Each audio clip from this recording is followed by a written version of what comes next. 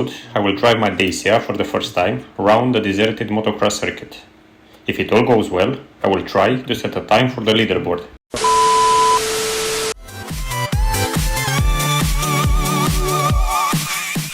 The circuit is as expected, full of tight turns and steep slopes, and its outline is shown here. Meanwhile, my cameraman decided to make fun of me instead of doing her job. Bună dimineața!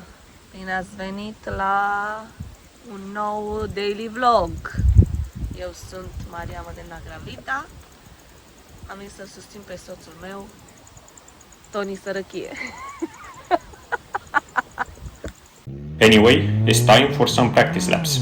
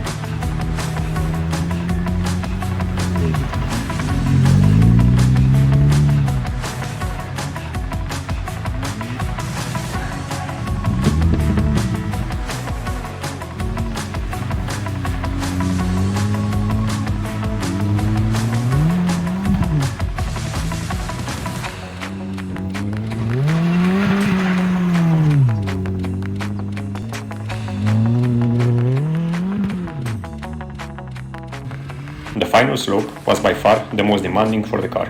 Due to the sharp incline, I kept banging the front of the car into the base of the slope. You suck! All this banging took a toll on the poor Dacia, and one by one, the parts started failing.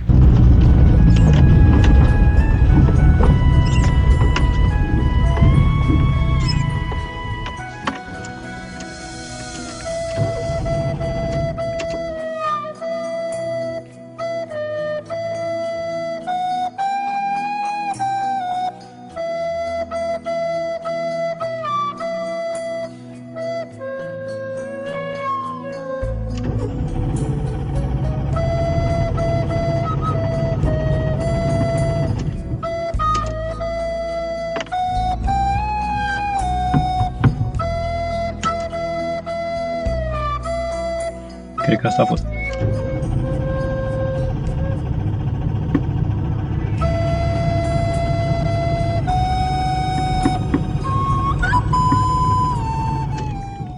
One eternity later.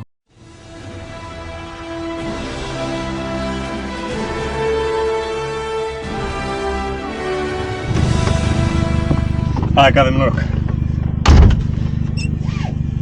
Erau doar fișele de la buji. A few moments later. After the spark plug leads, it was the turn of the main engine mount to fail. Ai problema când insisti prea tare. A sărit din nou? Wow! Motor și uite unde a ajuns motor. Oprește și mă duc și iau și eu. You suck!